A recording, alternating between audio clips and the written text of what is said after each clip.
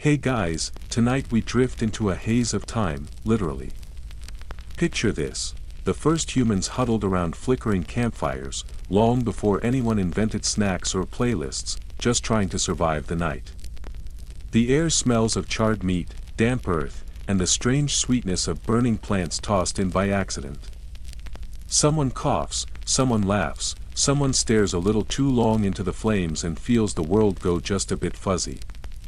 You, sitting there, can almost taste the smoke clinging to your tongue, the rough heat scraping your lungs. Maybe that's the moment, the very first time someone discovers that smoke could do more than sting eyes, it could shift the mind. So, before you get comfortable, take a moment to like the video and subscribe, but only if you genuinely enjoy what I do here. And hey, tell me where you're listening from, and what time it is right now. I love knowing which part of the planet is drifting off with me. Now, dim the lights, maybe turn on a fan for that soft background hum, and let's ease into tonight's journey together. You breathe the same air your ancestors did, though theirs was heavier, smoke from fires, from forests, from herbs they couldn't name. They didn't have lighters or grinders, they had curiosity and a need to make sense of what was happening inside their skulls. Imagine them, hairy, half-starved, crouching near embers, poking at plants with the same enthusiasm modern humans reserve for poking phone screens. They're cold, tired, and very bored. So, someone tosses in a handful of dried leaves, not for spiritual reasons yet, just to keep the fire alive, and suddenly the smoke carries a scent that's different. It's hard to say when people first noticed that certain smokes made you feel lighter, dreamier, less anchored to the mud underfoot. Maybe it was accidental intoxication. Maybe a lucky cave person realized that burning herbs created new sensations, the earliest proto-hotbox, if you will. There are even prehistoric pipes discovered in what's now Ethiopia and Siberia, their interiors coated with residues that hint at early drug use, though historians still argue whether those belong to cannabis, opium, or just local weeds. Still, think about it. Early humanity already knew fire could transform food, metal, and even minds. And when you live in a world of predators and uncertainty, a few blissful minutes of calm might feel like divine intervention. You can almost hear one of them mumbling something like, "This smoked good. Feel less hungry." Or maybe that was just you, projecting from your modern couch, wrapped in a blanket, pretending you're not scrolling through your phone between sentences. The first real users of smoke weren't chasing fun, though. Smoke was power. It was a bridge. When they burned herbs, it wasn't just about the scent, it was about summoning something unseen. Ancient humans often believed that smoke carried prayers upward, the same way incense rises in temples today. Somewhere in that mix of awe and curiosity, cannabis probably slipped into the ritual rotation. Archaeological evidence from caves in Central Asia shows burned hemp seeds dating back thousands of years, long before the word weed existed. These weren't teenagers with rolling papers, they were early experimenters in consciousness. Picture a small tribe under a starlit sky. The air hums with the chirp of crickets, the crackle of wood, and the low hum of chants. They inhale smoke, not deeply, not intentionally like you do with a vape, but through the simple act of being there. Maybe they feel warmth spreading inside their chests. Maybe laughter comes easier. Maybe dreams last longer that night. You can sense how a simple accident begins to weave itself into ritual, into memory, into tradition. There's something poetic about it. Humans, barely able to articulate their thoughts, discovering altered states by accident. One day, they're rubbing sticks together to keep wolves away, the next, they're half-stoned philosophers staring into the cosmos. You can almost hear an early ancestor whisper, "I think the stars talk back." And who's to say they didn't? Even now, scientists can't pinpoint the exact moment humanity first used cannabis in any conscious way. Was it 10,000 years ago in Central Asia, where hemp grew wild? Or 20,000, when nomads followed herds across the steppes? The plant's history stretches as far as our capacity to wonder. What we do know is that once humans discovered cannabis, they never really stopped. From that first spark to today's sleek vape pens, it's been the same impulse. To explore the edges of experience, to blur the line between body and spirit, to see what lies beyond ordinary thought. But before it became about chill vibes or medicinal oils, it was something sacred, something strange and a little dangerous. You can imagine those first moments of curiosity spreading, one campfire to another, whispered like gossip carried on the wind. Burn that plant, it makes your head float. Historians still argue whether cannabis was the first plant intentionally smoked for its psychoactive effects, or if that honor belongs to other herbs like datura or opium poppies. But cannabis had an advantage: it was hardy, useful, and versatile. People could eat its seeds, spin its fibers, and now, apparently, enjoy its smoke. A plant that feeds, clothes, and entertains. You'd call that a lifestyle brand today, and so begins the story of weed, not as rebellion or recreation, but as curiosity turned culture.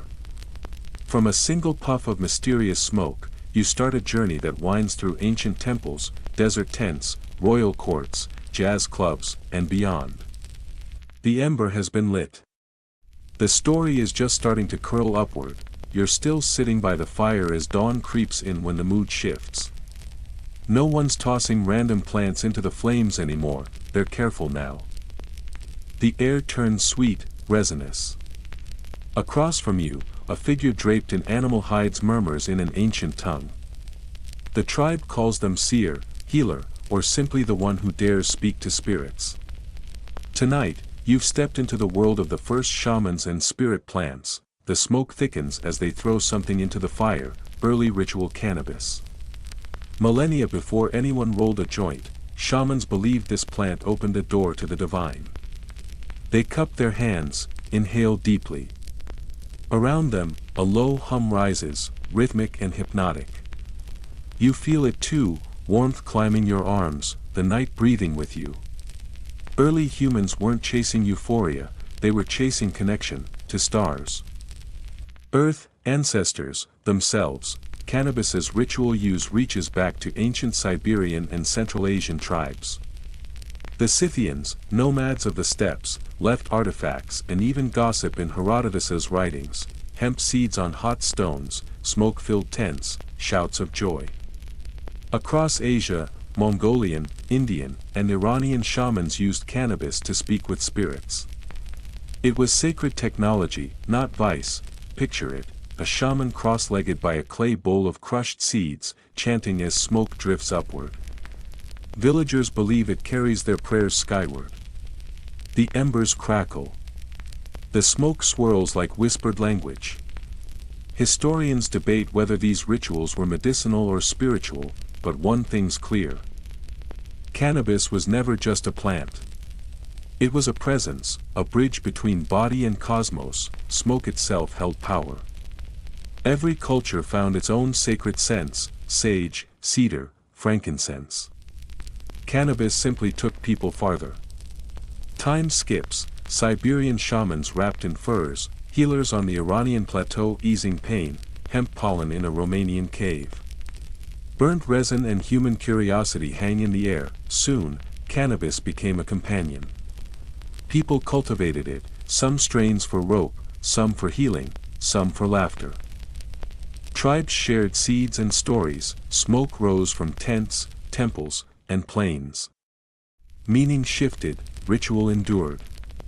Even dung was burned with hemp to make smoke thicker, organic before its time. As the embers fade, the shaman exhales a long plume and smiles like they've seen through time. Maybe they have. The smoke curls toward the stars, and you understand, humans have always reached beyond themselves. Whether you call it gods, the cosmos, or just good vibes, it began here, in firelight, in ritual haze, with the first sacred puff of a plant that would outlast empires. You follow the smoke north, across endless steppes where wind hums through dry reeds. A horse snorts beside you, breath fogging in the cold. These are Scythian lands, around 500 BCE, where smoke means both ritual and rest. At first glance, the Scythians match every Greek fear: long hair, tattoos, gold flashing in the sun. But beneath the wild look lies refinement, skilled riders, traders, and masters of the hemp steam bath.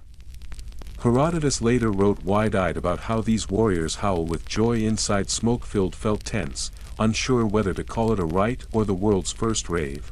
Inside one of those tents, heat and spice hit like a wall. A bowl of hot stones sits in the center, warriors toss hemp seeds onto it. TSSK. They crackle, clouds bloom, laughter follows. No pipes, no filters, just thick, fragrant air. This isn't just about getting high but cleansing, body and spirit. After raids and long rides, they sweat out dirt and demons together.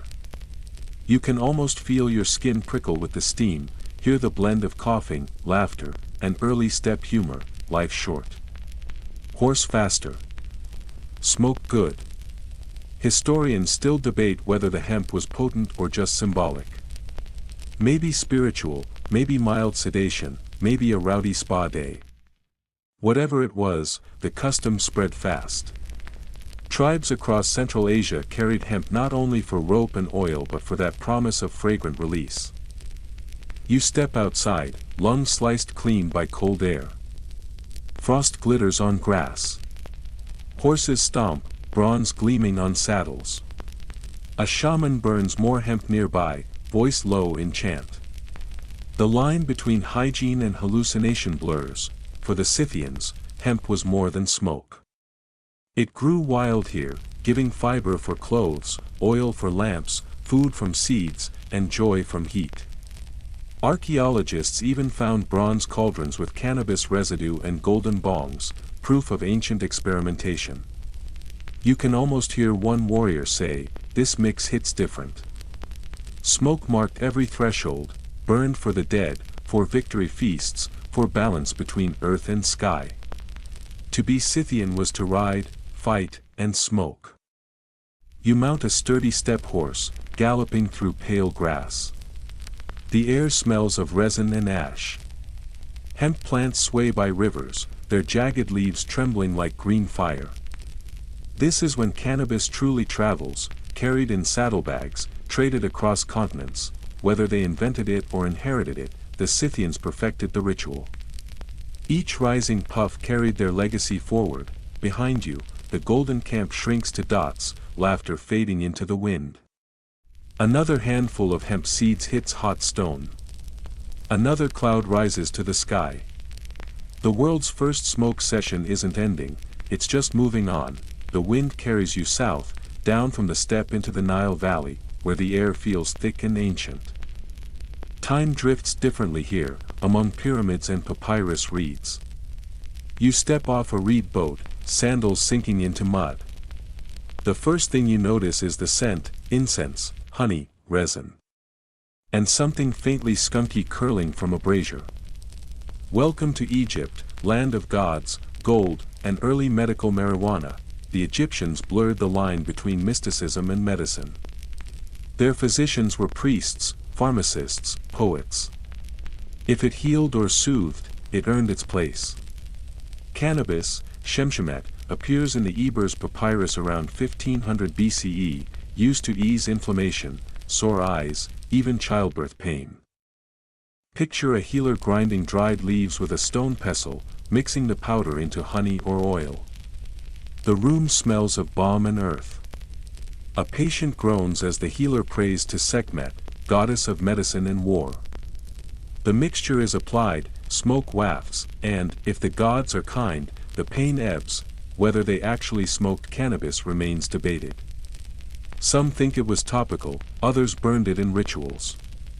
Incense was everywhere: frankincense, myrrh, kifi, and perhaps cannabis.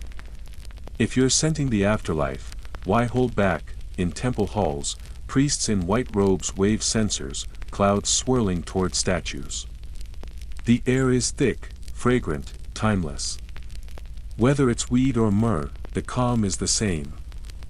A curious detail: mummy studies reveal traces of cannabis pollen, along with tobacco and cocaine, sparking debates about contamination or lost trade routes. It's a riddle that still teases archaeologists. For Egyptians, scent had meaning. Lotus meant rebirth, papyrus meant order, and hemp, though subtle, likely symbolized healing and transformation. A plant that turns smoke into ease fit their obsession with balance between chaos and harmony.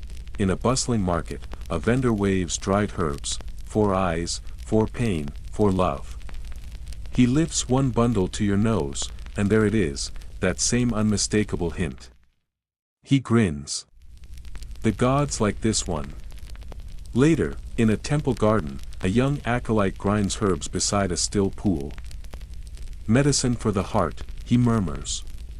You want to tell him about dispensaries and playlists, but some connections don't need translation. The Egyptians saw no conflict between science and spirit. Cannabis, like everything sacred, lived in both realms. Some believe pharaohs used it for visions, others say only for pain.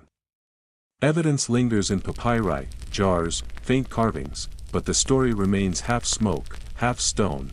As sunset deepens, temple shadows stretch across the sand. The air carries burnt offerings and desert wind. Priests chant. The same smoke that curled through Scythian tents now drifts between hieroglyphs. Different rites, same yearning to touch the beyond. You close your eyes, breathing in centuries. The Nile whispers nearby. The gods are silent, but you can almost hear Thoth lean close. You think you discovered this? We've been smoking since the pyramids were new. The air grows hotter, heavier, filled with spice and dust.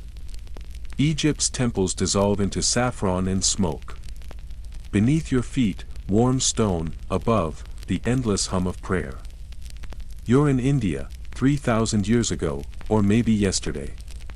Here, cannabis isn't medicine. It's sacred. You follow bells to the Ganges, a silver ribbon in the morning light. Men in orange robes sit cross-legged, eyes half closed, ash on their faces. The air smells of sandalwood, cow dung fires, and something green and herbal. A sadhu grins, packs a chillum with crushed leaves, lights it, exhales a slow, spiraling cloud. This is devotion, not rebellion. The chillum is an offering. Bum bum bole, he murmurs to Shiva, the god who discovered cannabis in legend after finding peace beneath its leaves. Since then, Bang has been Shiva's gift, a glimpse of eternity without dying first. You sit among them, sun warming your skin. One mixes Bang with milk, almonds, rosewater in a brass bowl. It smells sweet and floral. On Holi, millions drink this to celebrate. But even now it feels like ceremony. You sip, the world softens. The river glitters brighter, chants stretch longer. Historians debate how far this tradition reaches, maybe 2000 BCE, maybe linked to Soma in the Vedas, the joy-bringer. Either way, cannabis and worship in India are ancient twins. This isn't escape. It's entry, the chillum passes. This, a sadhu says, nodding at the rising smoke, is prayer made visible. And of course, only India could turn a high into theology. Cannabis here isn't just for holy men. Farmers chew leaves for stamina, soldiers use bang before battle, poets praise it in verse. The Atharva Veda lists it among 5 sacred plants, a source of happiness and a liberator. It's not controversial, it's everyday life. You wander through a later Mughal bazaar. Spices, oils, sweets. A tray of green bang laddus gleams. For festivals, the vendor chuckles. Sure, festivals, meditation, train rides. A curious note, during the British Raj, colonial officials tried banning cannabis. After study, the 1894 Indian Hemp Drugs Commission concluded banning it would be pointless and culturally harmful. History's first everyone's just chilling report, back at the river at dusk. Sadhus set clay lamps afloat on the Ganges. The water glows with drifting flames. Mantras, laughter, bells, and smoke rise together. Whether ancient cannabis was strong or not hardly matters, the ritual is the high. You lie on warm stone steps, stars winking above. A drum beats slowly, sinking with your heart. Across continents and centuries, people have always turned to the same plant to feel less alone in the universe. The sadhu beside you exhales a perfect smoke ring and chuckles. "You're thinking too much," he says. "Just breathe." You do. The night deepens, the river whispers, and for a fleeting moment, you feel what Shiva once did, bright stillness at the center of everything. When dawn comes again, it rises not over India but far to the east, across mountains and deserts. The air cools, scents shift. Gone is sandalwood, now there's frost, sweet hemp smoke, and the soft echo of flutes. You're standing in ancient China, where cannabis sheds its divine robes and becomes practical magic. Hemp fields ripple in the wind, tall and green. Farmers harvest stalks to make rope, fabric, paper, and oil. Around 2700 BCE, the people of China record the earth with care. In the Pen Tsao Ching, attributed to Emperor Shennong, cannabis is a superior herb said to lighten the body, prolong life, and open the spirit. You picture the emperor, beard flowing, sipping an herbal brew as he catalogues every plant that heals. It's striking how the same plant wears different faces. In India, ecstasy. In China, medicine, fiber, foundation. A young apothecary bows, opens a lacquered box, and shows you tiny hemp seeds. For balance, he whispers. They taste nutty, grounding, not visions, just nourishment. Inside a healer's hut, scrolls trace meridians along inked bodies. Cannabis calms the 5 organs, eases wasting and sorrow. Flowers become tinctures, but always with caution. Even then, balance mattered more than excess. Outside, women spin hemp thread, men weave cloth for both peasants and emperors. Rope for ships, fabric for clothes, oil for lamps, this plant sustains life.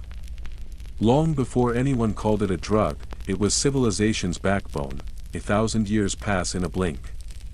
Dynasties rise and fall, the Xia, Shang, Zhou, and hemp endures. It's praised in poems, taxed by emperors, strung on soldiers' bows. Chu Yuan writes his laments on hemp paper. The plant outlives the man. In Buddhist monasteries, whispers of Mofen appear, resin used rarely for trances. But here, ecstasy never replaces equilibrium. In a tea house, a physician and philosopher debate. It clothes, heals, feeds, one says. But clouds the mind, replies the other. They drink to both truths. Centuries later, Surgeon Hua Tuo blends wine and cannabis into mafesin, the world's first anesthetic. Patients sleep through the knife and wake to call it a miracle. Hua Tuo simply calls it preparation. Time drifts. Hemp threads through Tang poets, Mongol writers, Ming explorers.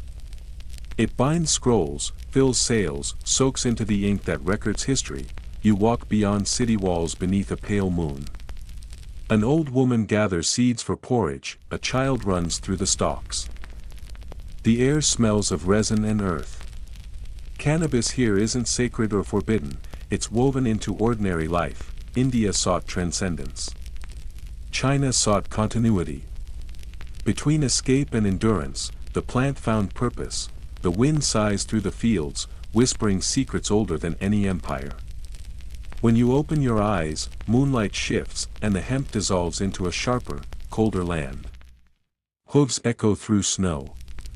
You are heading west now, toward the wild steppes and the next chapter of this story. The cold hits you like a slap, the air thin, the sky wide. You're on a vast expanse of grass and snow between the Black Sea and Central Asia. Horses graze, fires crackle in hide tents, and from one drifts a sweet, familiar smoke. The Scythians are at it again, but this time, civilization is watching. The Greeks are philosophizing, the Romans conquering, and both are meeting the green plant of the steppes. Hemp is about to get a Mediterranean life. In Athens, the air smells of honey and olive oil. Merchants shout in the marketplace. Among their wares is a basket of hemp seeds, rare, rumored to heal and intoxicate. A young physician steeps them in oil to soothe your pain. Nearby, athletes in the gymnasium boast of cannabis ointments from the horse people of the north. Some exchanges travel fast, evening finds you at a symposium. Cushions, wine, and witty talk fill the room. One guest mentions Scythian smoke that lifts the spirit. Another scoffs, wine gives true clarity. The table laughs, but curiosity lingers. Herodotus writes of the Scythians throwing hemp seeds on hot stones, shouting for joy. Athenian elites likely raised their brows, barbaric joy, perhaps, but joy nonetheless. Across the sea, Rome embraces practicality. Hemp becomes a staple for rope, sails, clothing. Imperial ships cross the Mediterranean rigged with hemp. Farmers grow it, apothecaries sell it for inflammation and, of course, earaches. Dioscorides records it in the Materia Medica, praising its pain relief, rope-making, and calming properties, but some Roman moralists whisper that foreign herbs dull virtue. Senators denounce intoxication between gulps of wine.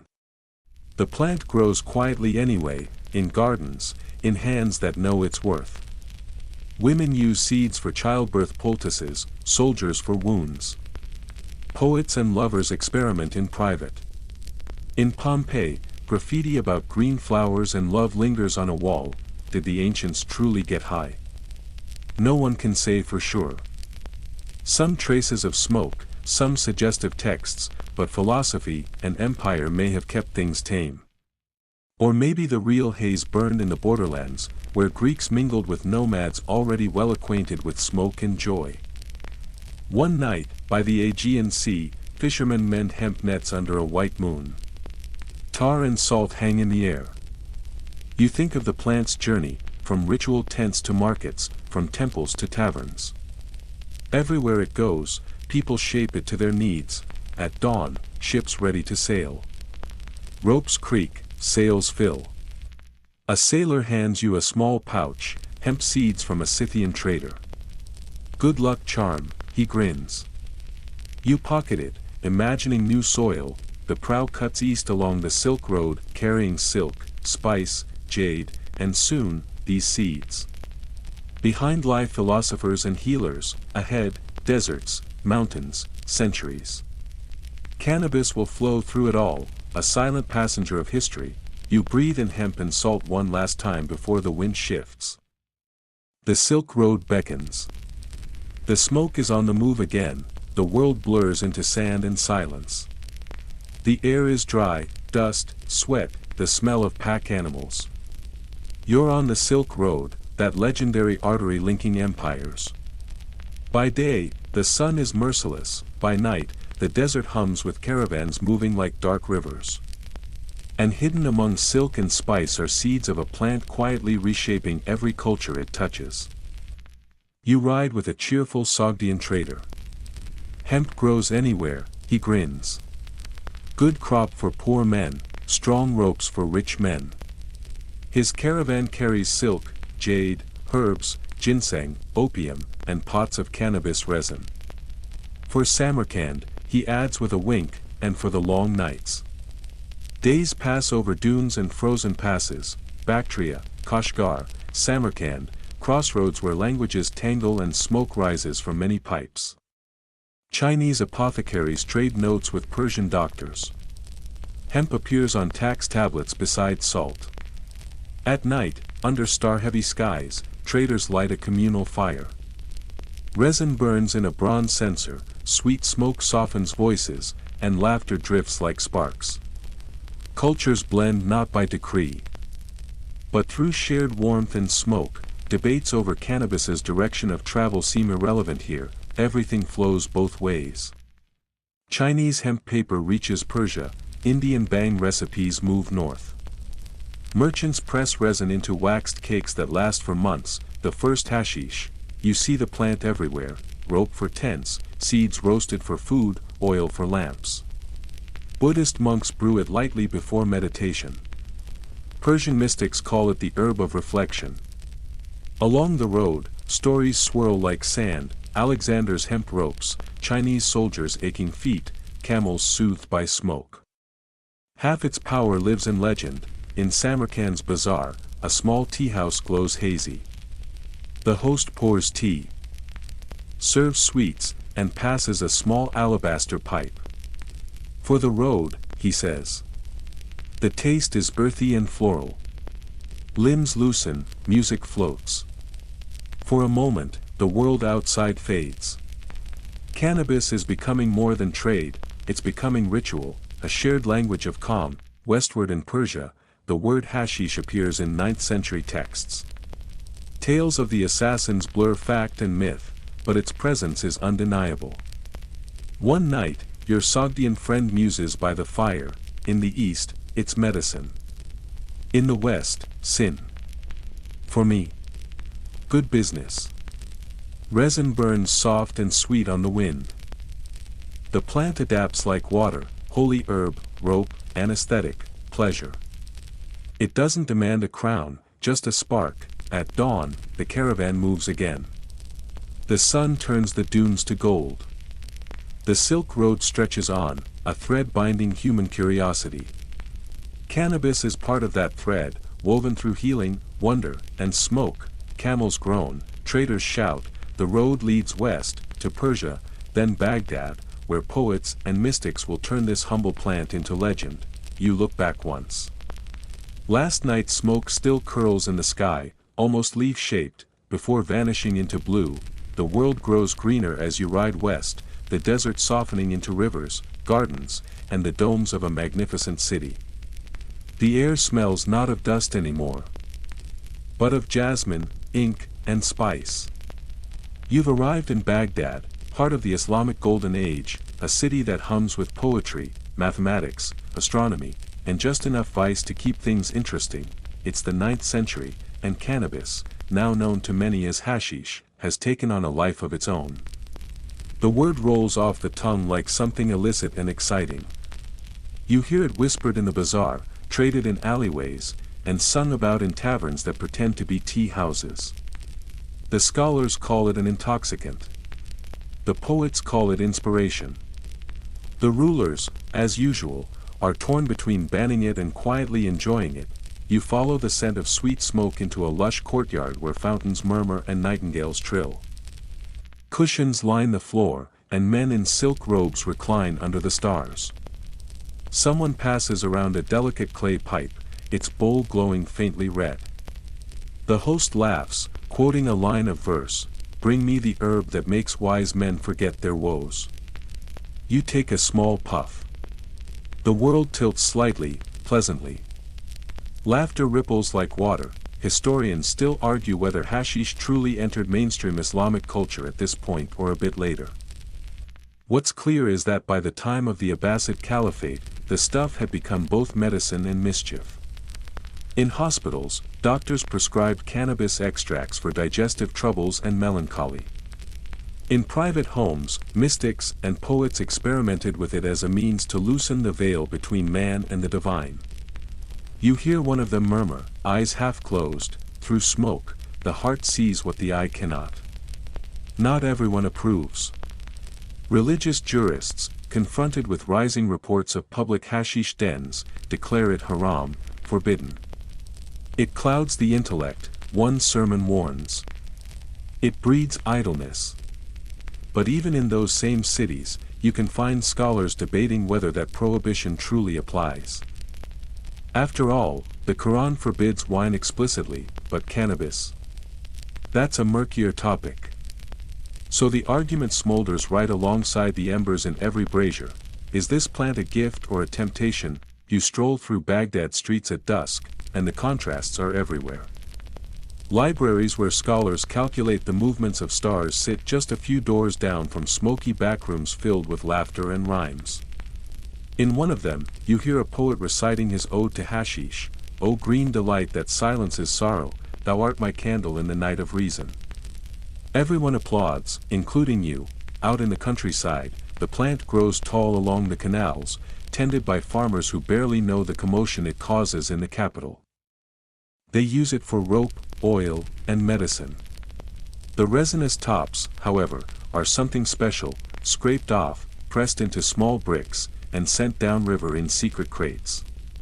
Some end up in Cairo, others in Damascus, even a few in distant Granada. The world is learning to love this sticky gold. You travel north for a while, into the mountains of Persia, where another legend takes shape. There, among the mist and fortresses, live the fabled Hashishin, the assassins. They're said to partake of hashish before missions, entering trances so deep that they believe themselves invincible. Or so the Crusaders claim, at least. The story spreads fast, and soon, in Europe, assassin becomes synonymous with murder and mysticism. But you sit by a campfire with one of their supposed initiates, and he just laughs. "We don't need herbs to fight," he says. "Our faith is strong enough." You suspect the truth lies somewhere in between, a mix of propaganda, paranoia, and a good story gone wild. Back in Baghdad, the mood changes with the centuries. By the 1200s, the Mongols sweep across Asia, toppling cities and scattering scholars. Yet somehow, cannabis survives every invasion. When the smoke clears, it's still there, in courtyards, in kitchens, in poetry. The famous Sufi mystic Al-Kashani writes that hashish frees the mind from the tyranny of reason, allowing one to experience divine unity. That's the kind of line that would get him banned, or worshipped, depending on the ruler of the day. You visit a Sufi lodge one evening. The room glows with candlelight. Musicians play the oud and drum, the air trembles with chant and rhythm. The dervishes whirl in slow circles, eyes closed, seeking union with the infinite. Someone burns a small lump of resin on the brazier. The smoke thickens, sweet and heavy, curling around the dancers. It's not about intoxication. It's about transcendence, or so they say. You feel your pulse slow, your breath deepen. For a fleeting moment, it makes sense. Outside, though, the world judges. Hashish earns nicknames like the devil's herb and the lazy man's refuge. A few rulers order harsh crackdowns, others quietly partake behind palace doors. One chronicler claims that in 1378, the Ottoman Sultan Saudan Shaikuni tried to wipe out cannabis use entirely, by uprooting every plant in Cairo. It didn't work, of course. The next year, the markets were full again. You wander through those markets one last time before leaving. Merchants sell fine Persian rugs beside jars of greenish-brown paste. For pain, one says. For joy, another adds. Cats sleep in the shade. The tigress glitters in the sun. The city hums, a living contradiction, logic and mysticism, prohibition and indulgence, all coexisting in the same breath. You realize something here. Cannabis doesn't just follow trade routes, it follows human contradictions. Wherever there's a rule, someone breaks it. Wherever there's pain, someone reaches for comfort.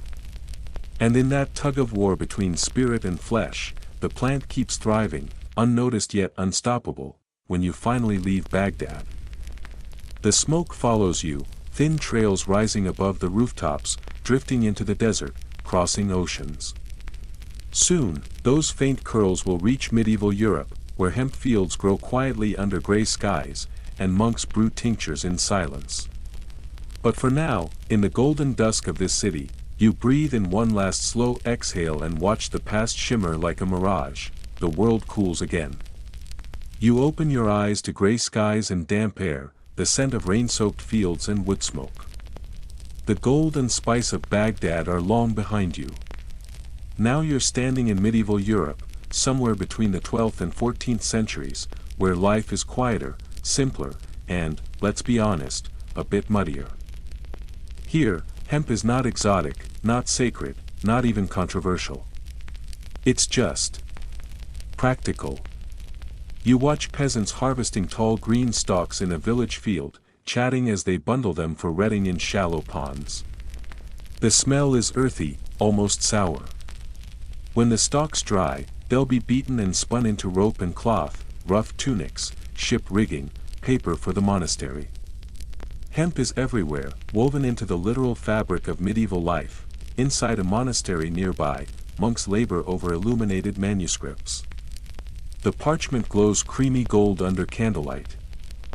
You peer closer, the paper isn't from trees but from hemp.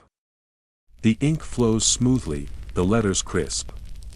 Every stroke of quill preserves prayers, psalms, and sometimes the occasional margin doodle of a grumpy cat. You smile. Who knew divine knowledge was written on a plant the future world would outlaw? In the monastery's infirmary, you see something else, glass bottles labeled Cannabis sativa. The Latin words are neat and careful. Monks use hemp oil to treat pain, wounds, and stomach troubles. One brother, kindly and wrinkled, explains how they crush the seeds into poultices or steep them in wine for the sick. It soothes the body, he says softly, and quiets the spirit, if used in modesty. You nod, wondering how many centuries it'll take for that sentence to become controversial. Still, the plant's other side hasn't vanished entirely. In the villages and forests, far from the abbeys, there are whispers about witch herbs. Old women brewing potions for childbirth or sleep sometimes include hemp among their ingredients. The church frowns, of course, but rural folk rarely stop doing what works. You spot one of these women, gray hair, bare feet, a small hut full of herbs. She offers you tea made from hemp flower and mint. You sip. It's mild, soothing, a little nutty. No visions, no spells, just calm. But if anyone saw her doing this, she could end up accused of sorcery. Historians still argue whether medieval witchcraft actually involved cannabis or if that's just later imagination. Some evidence suggests ointments containing hemp and belladonna were used for pain and trance states. Others say the church simply lumped every plant medicine into one big cauldron of fear. Whatever the truth, the line between medicine and magic was paper thin.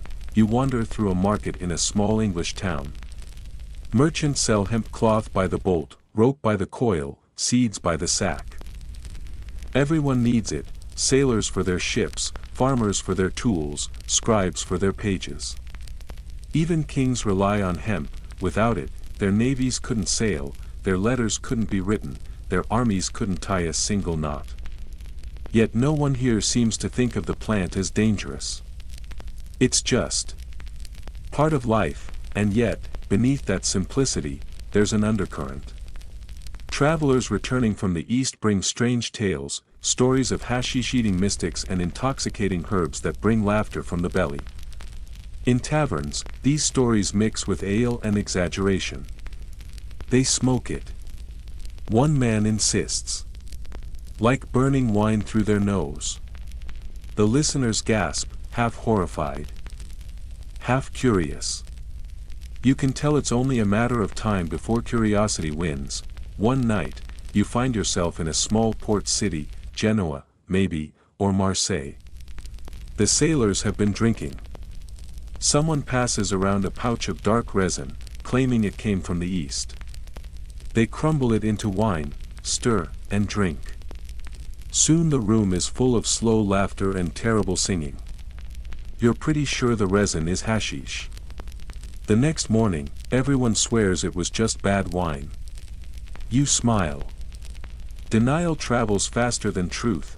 In another century, the Renaissance will rediscover the ancient texts, the works of Dioscorides, Galen, and others, and realize cannabis has been with humanity all along. But here, in this medieval lull, the plant hums quietly in the background, patient and unnoticed. It doesn't need fame. It just keeps growing, tying the sails of crusaders, holding up the ropes of cathedrals, carrying the ink of monks. You walk along a riverbank at sunset, watching peasants soak hemp stalks in long, shallow pools. The air smells faintly sour, earthy, alive. The sound of frogs croaking mixes with the creak of carts. Somewhere, a church bell tolls. You realize this might be the plant's calmest chapter yet. No wars over it, no songs to it, no bans against it. Just quiet usefulness. And yet, you know the peace won't last. You've seen how quickly the world changes when trade shifts and empires rise. Beyond the horizon, ships are already being built that will cross oceans, carrying not just people but their seeds and habits. Soon, the plant will leap from Europe's farms to the New World soil. As the sky darkens, you sit by the river and run your fingers through the water. A few green fibers float past, remnants of hemp redding in the shallows. They glimmer in the fading light like threads of continuity, connecting centuries of farmers, healers, and wanderers. You lie back on the grass. Somewhere above, the stars come out, the same stars that once watched Scythians dance. Egyptians grind herbs, and Indian sadhus share chillums by the river. The stories may change, but the smoke always rises the same way, upward, soft, eternal.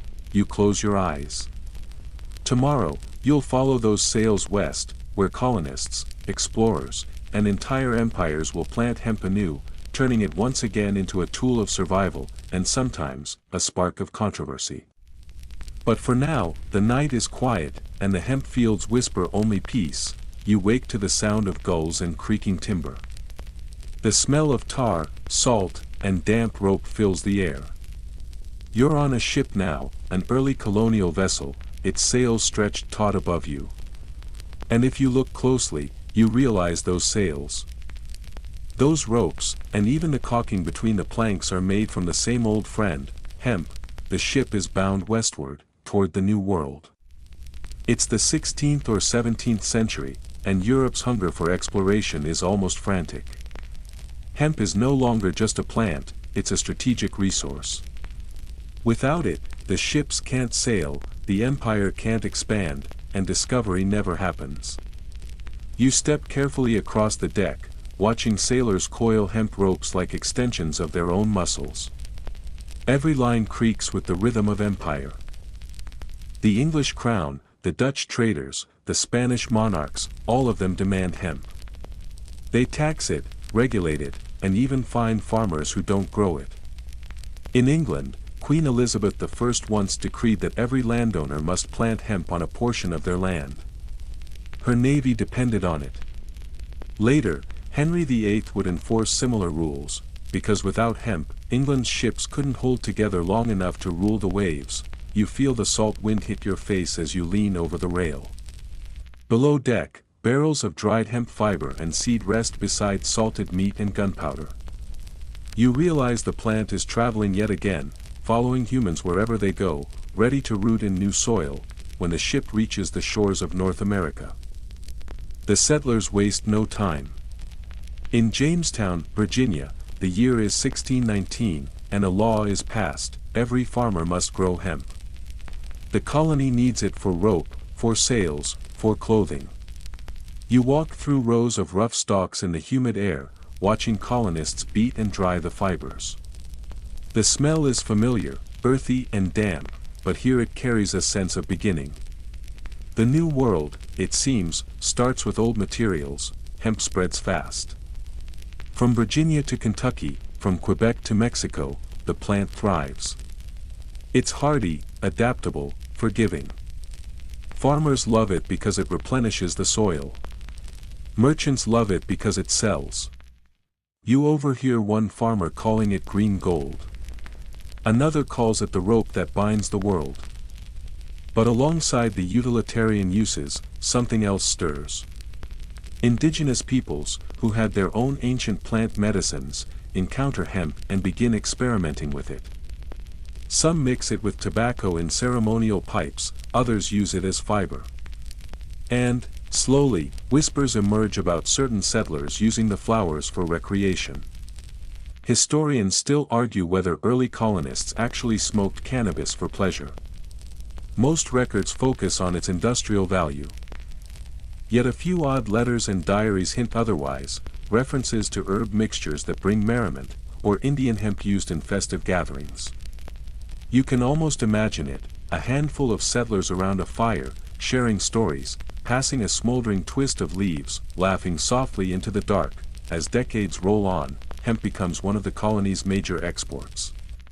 Ships filled with bales of American hemp sail back to Europe, feeding the same naval empires that once sent the colonists out. It's a loop, a trade circle wrapped in green fiber, but in this growing economy, something curious happens. another plant cousin sneaks into the mix, cannabis grown not for rope, but for resin. Some of it arrives from the Caribbean, where African slaves and indentured laborers brought their traditions of smoking herbs for relaxation or ritual.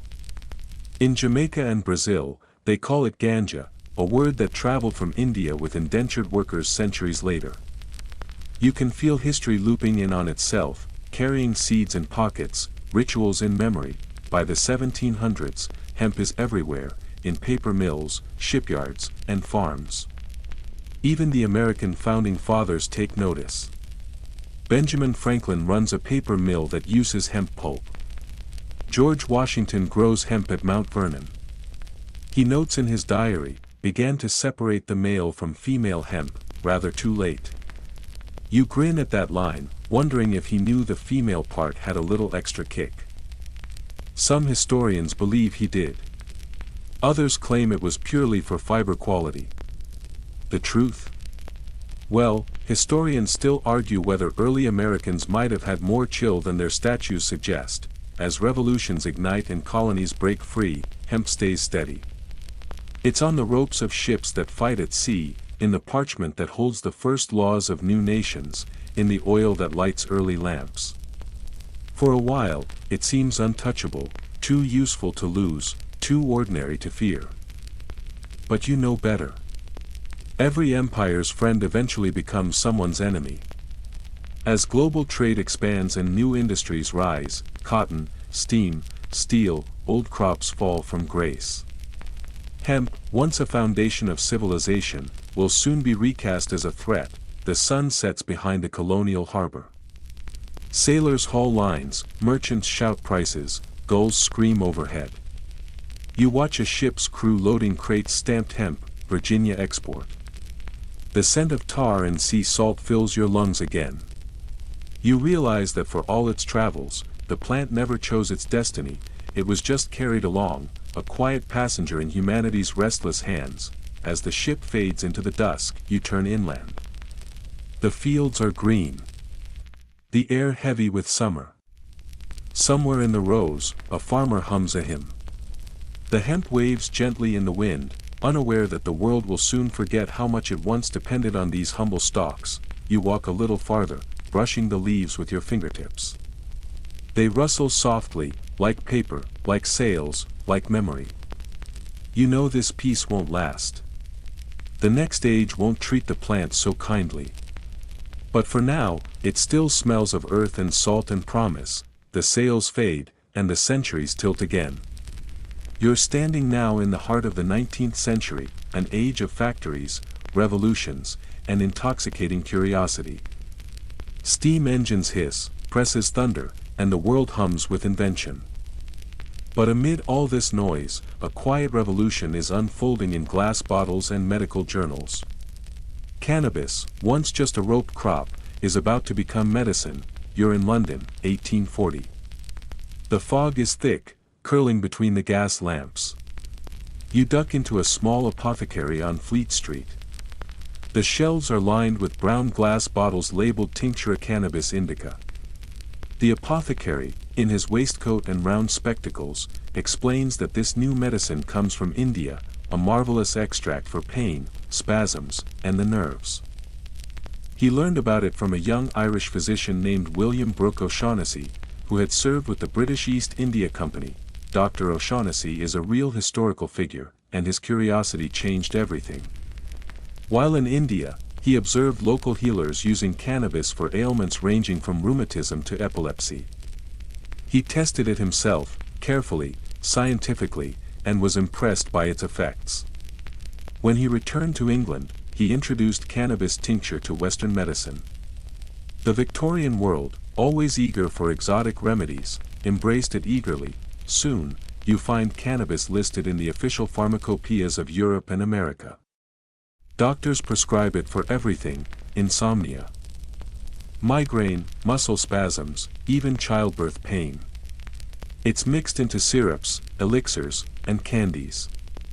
You picture a patient reclining on a fainting couch, sipping laudanum and cannabis drops with perfect 19th century decorum. Of course, things get a little fuzzy. Chemists can't standardize doses, so effects vary wildly. Some patients feel serene, others claim to see phantoms in the wallpaper. Still, the fascination grows. Writers and artists experiment with it too, most famously, the French club de Hachishins in Paris. They gather in candlelit rooms at Hotel Pomodan, eating cannabis confections called daumesque and discussing philosophy. You watch as Théophile Gautier and Charles Baudelaire lean back in velvet chairs, eyes half closed, debating the nature of time. It expands, Baudelaire murmurs, like an accordion played by God. You chuckle. That's one way to describe it. The club becomes the stuff of legend, and soon Europe's intellectuals are whispering about the hashish dream. In the same decades, scientists isolate morphine, chloroform, and cocaine. Medicine is shifting from plant to chemistry. Cannabis, though still popular, begins to lose its mysterious allure. It's not as precise, not as modern. Doctors want control, not mysticism. Historians still argue whether cannabis truly had major medical benefits or if its reputation was inflated by colonial romanticism. Some evidence suggests it worked well for pain and muscle spasms, other reports call it unreliable and inconsistent. The truth probably lies somewhere in between, comfort wrapped in uncertainty. Across the Atlantic, the story runs parallel. In America, cannabis tinctures are sold by traveling medicine men and mail-order catalogs. Ads promise to soothe hysteria and restore the female constitution. Every small-town drugstore has a few dusty bottles. You can almost smell the mixture, sweet alcohol, a hint of spice, and that faint green bitterness. But the century grows darker. Industrial power brings new fears, urban poverty, addiction, crime. People begin worrying about foreign intoxicants. As opium dens spread through London and San Francisco, reformers start lumping every drug together. Cannabis, though mild compared to opium, becomes guilty by association. In India, meanwhile, the British government faces a different dilemma.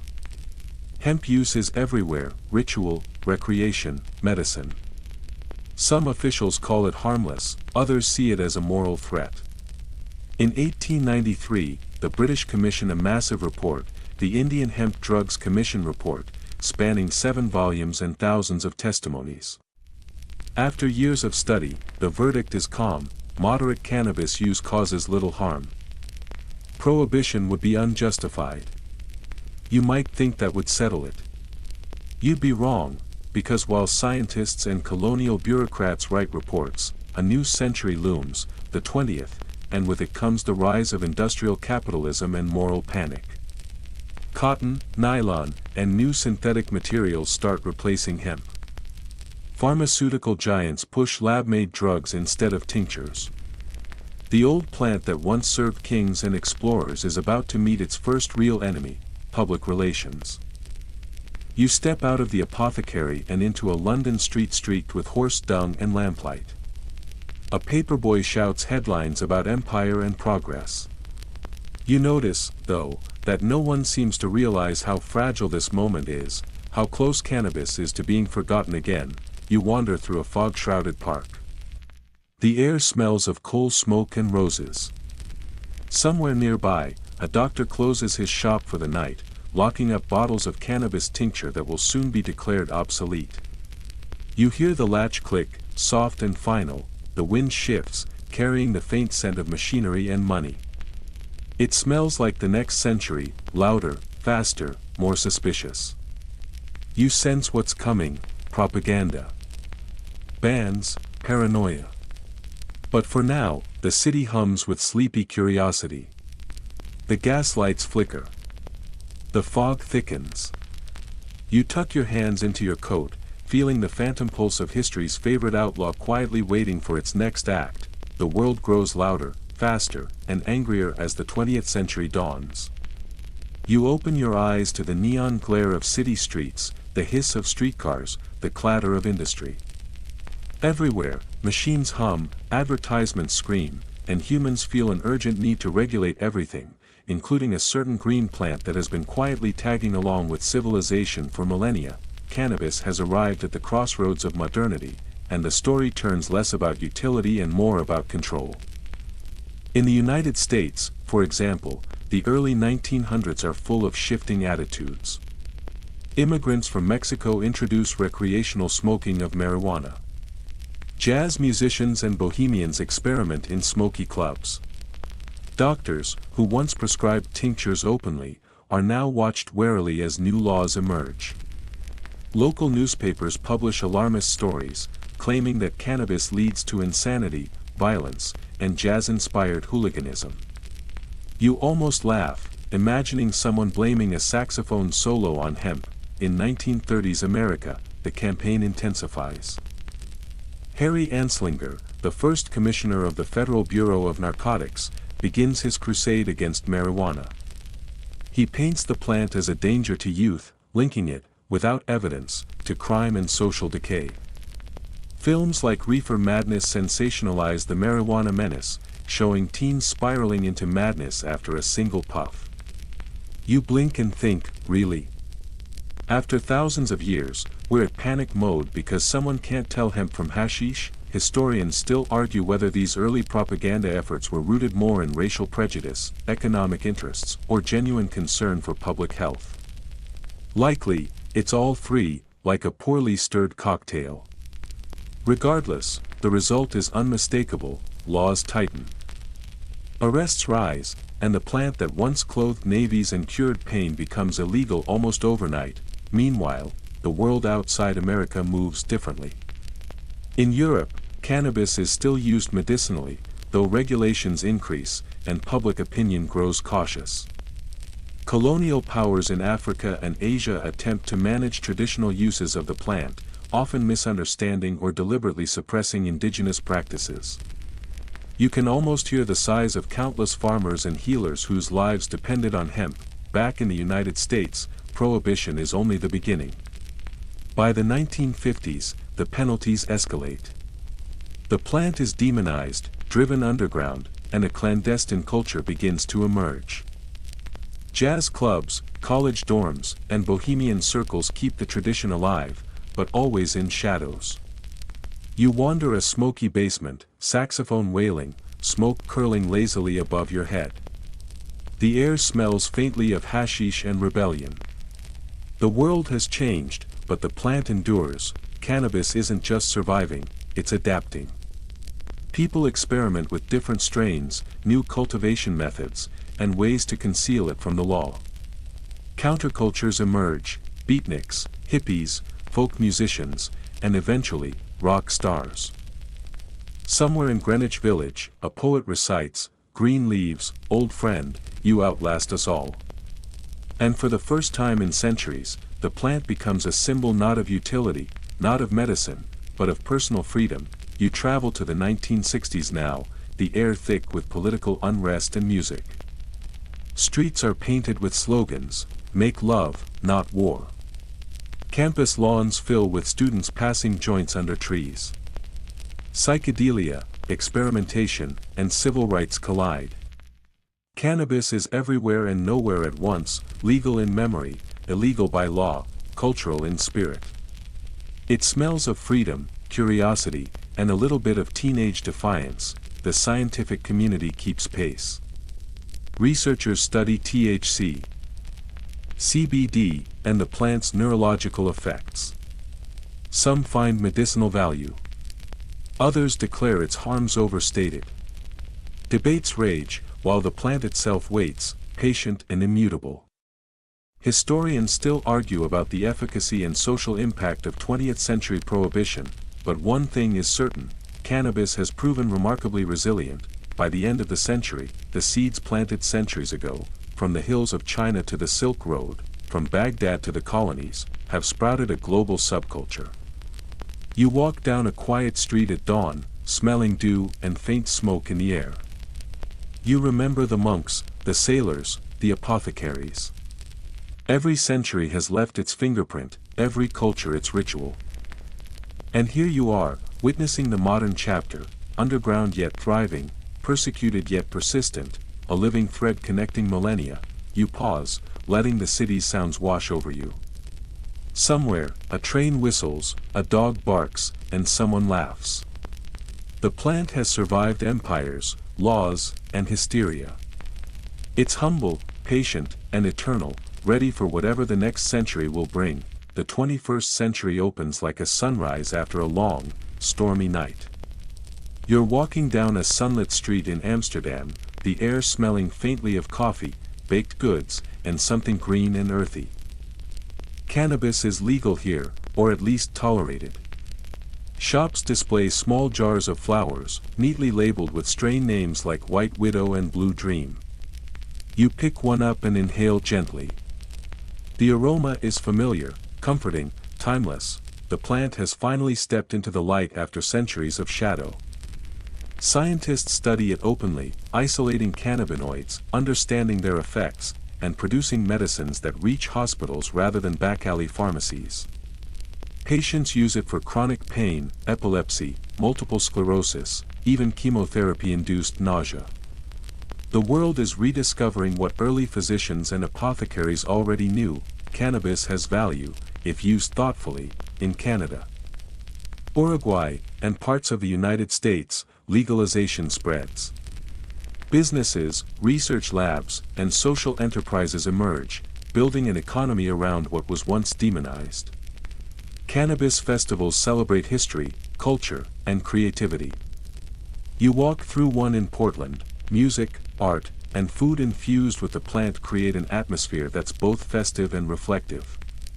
People share stories of their ancestors, of struggles, and of ancient remedies passed down in whispered recipes. Historians still argue about the moral panic of the 20th century, but now the debate takes on a new dimension: how to balance freedom, medicine, and commerce responsibly.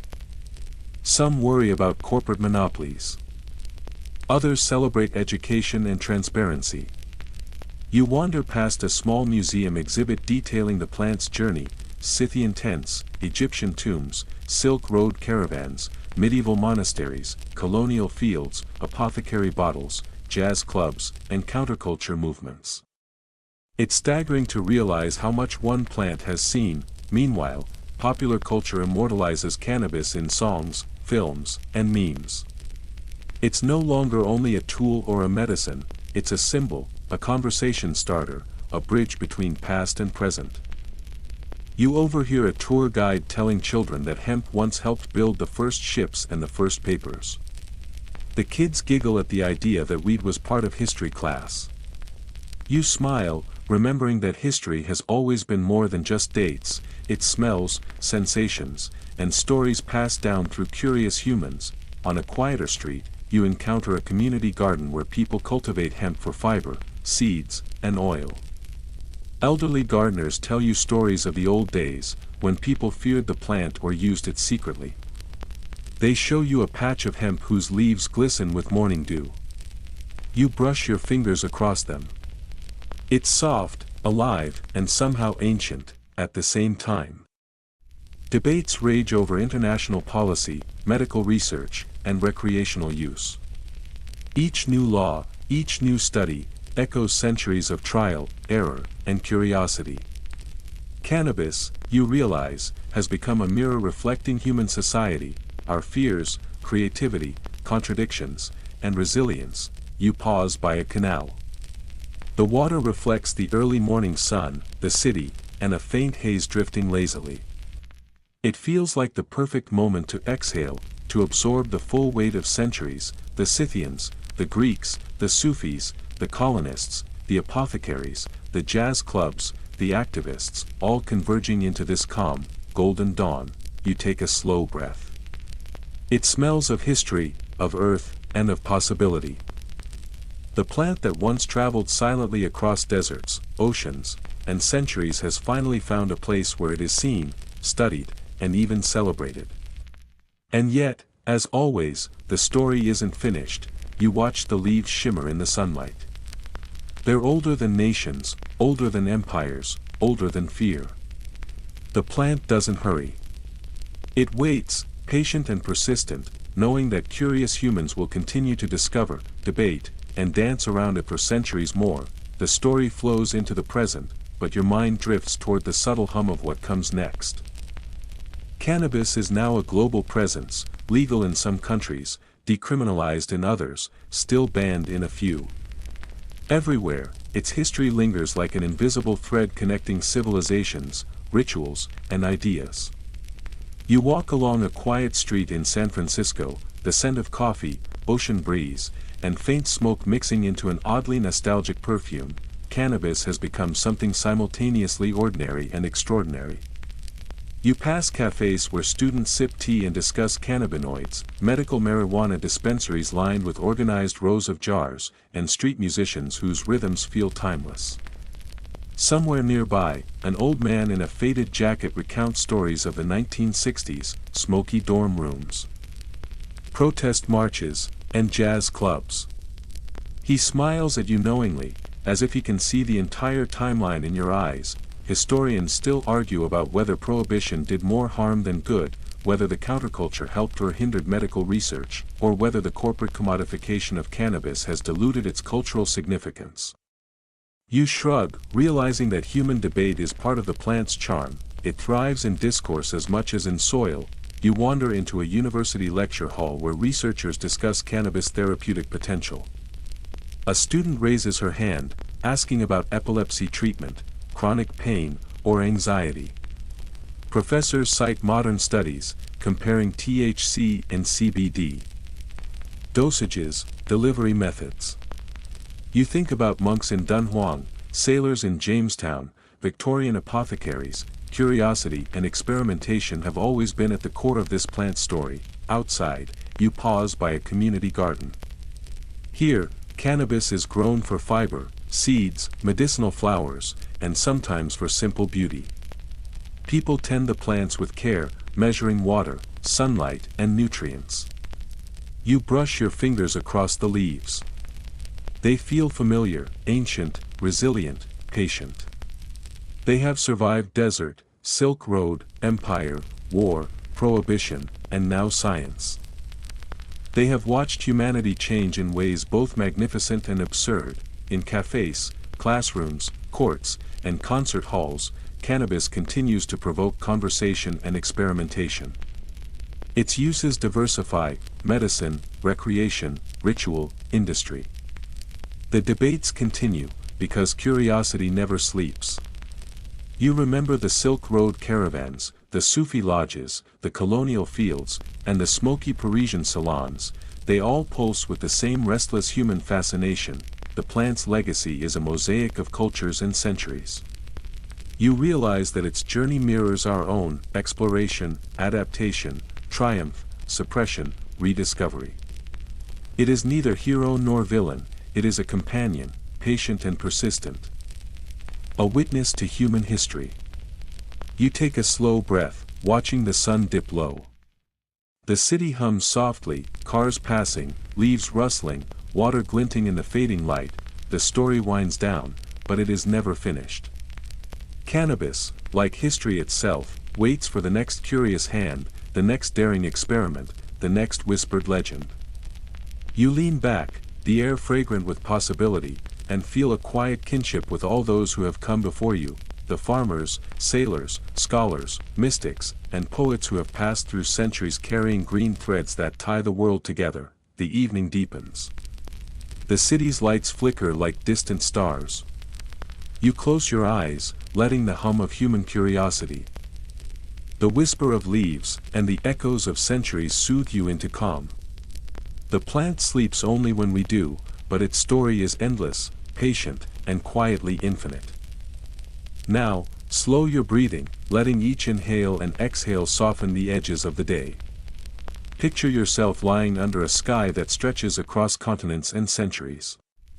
Imagine the Scythian steppes, the Egyptian sands, the Silk Road caravans, the foggy London streets, the colonial hemp fields, and the modern urban gardens, all layered together like a tapestry of time. You feel the quiet hum of history beneath you, steady and unhurried. Allow your mind to drift gently, tracing the path of a plant that has moved with humans for millennia. Think of the monks in their cloisters, the sailors tightening ropes on wooden decks, the apothecaries measuring tinctures, the jazz musicians in smoky basements, the beatniks and hippies on grassy lawns, and the modern scientists and gardeners tending the same plant with care. All of them watched, learned, and sometimes laughed, carrying curiosity forward like a soft, shared heartbeat. Let the images fade slowly, like smoke curling toward the stars. You feel the rhythm of centuries in your chest, steady and calm, a reminder that the world moves slowly, even when it seems hurried. The plant remains patient, just as you are learning to be. Your thoughts soften. The day's noise drifts away, replaced by the gentle resonance of earth, wind, and quiet continuity. You feel connected, not rushed, not judged, simply present. The leaves rustle softly. The city hums faintly, and all the stories you've traveled through settle into a calm, timeless pulse. You are a part of the story now, resting in its quiet persistence, breathing in the same curiosity that has carried humans and plants together for thousands of years. Now, dim the lights, maybe turn on a fan for that soft background hum, and let this gentle tapestry of time and green threads guide you into sleep. Everything is as it should be, slow, patient, eternal, and full of possibilities.